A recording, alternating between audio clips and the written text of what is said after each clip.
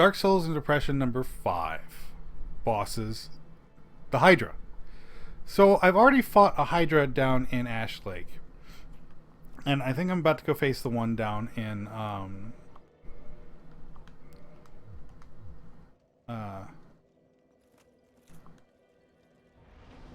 Darkroot Basin. So let's talk about the Hydra and the many heads that go along with it and how it relates to depression. So we all know the story. Well, I hope you know the stories about Hydras and how when you cut off one head, and 2 more will grow in its place. That's a classic story from Greek literature. But when dealing with depression, problems multiply the same way Hydra heads do. It's like I was just talking about with a stray demon, and how seemingly little problems can get really big, or they are big problems, but they can set you back even further. Having more problems show up after you started dealing with them, like you start knocking them out, but another problem shows up. You knock out another one, 2 more show up. That just snowballs when you're depressed. You end up unable to handle the onslaught of just issues and problems you run into. I could have warped here. And they just multiply and multiply and multiply. And well, I say normal, even with a person who can handle problems without slipping further and further, who doesn't get set back just by having a problem. You know, you can get set back by what the problem entails, but you don't get set back necessarily just by the fact that it exists. And that's what happens with depression. If just a problem existing is enough to hold you back and to throw you off your game for however long.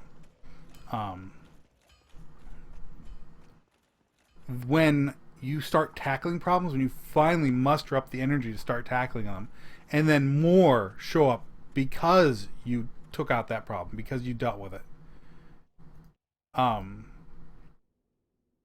It drives you further and further down. Just the lack of energy, of being unable to handle it. Like, I know that in my personal experience, my energy levels completely depend on what completely determine what I'm able to do and able to handle.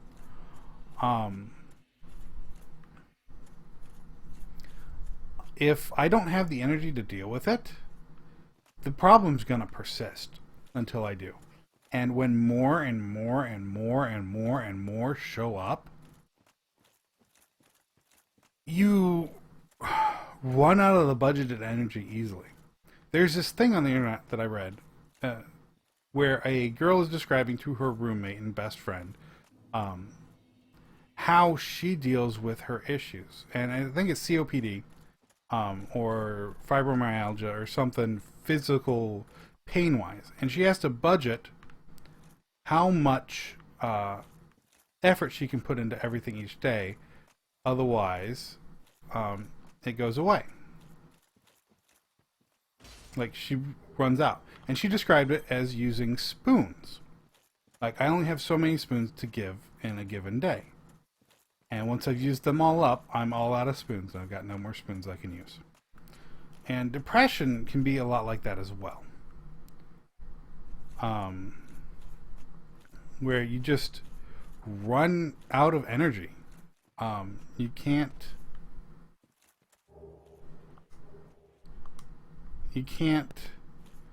give any more effort. You can't put any more effort forth to deal with your problems. So it's a major issue when the problems just start multiplying, especially after you started taking them out. It's like, okay, so I'm I'm finally able to man up or woman up or just face my issues, and then they multiply, and I can't keep going. And a lot of times, whenever you can't keep going, you come back to it, and the first problem is there again.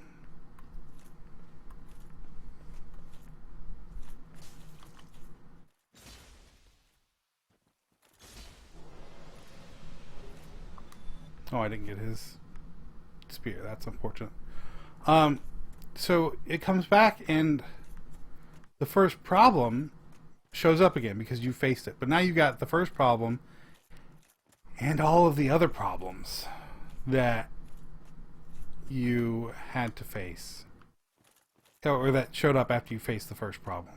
And it is so incredibly draining and so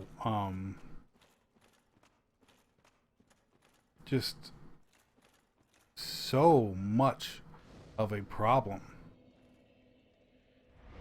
that you can't function in daily life. You can't go out and enjoy a lunch or go out on a date or even go to a movie and not be consumed by these ever-growing problems. So it's like that with the Hydra. And especially with the Hydra, because it's got that multiple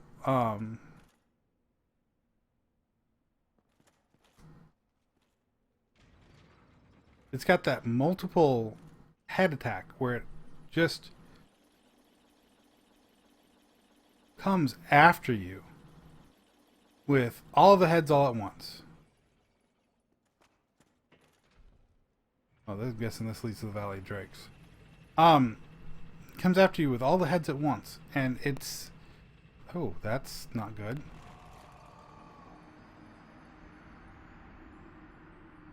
Well, that was special.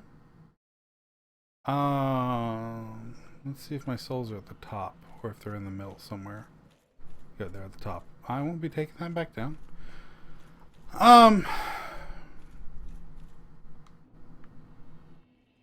Anyway, facing all the problems at once is incredibly daunting. And you know you have to face all of them at once.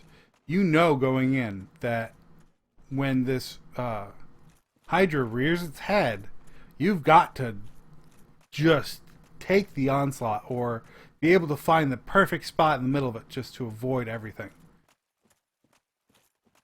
And with depression, you're never sure that you'll be able to take it. Dark Souls is easier in that case because I've got the stamina. I can block it. I know I can take 2 or 3 hits. Or I can watch and learn where the perfect spot's going to be. Not so with depression. So, yeah. That's what it's like.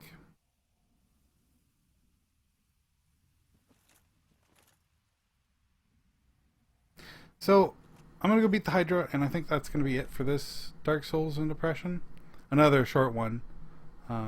But, again, something I'm glad I could talk about, because it is a problem. And that is really cool to see. That is really cool to see. Awesome. I didn't realize this angle was here. Anyway. End of Dark Souls and Depression number 5. Alright, let's go beat up the Hydra.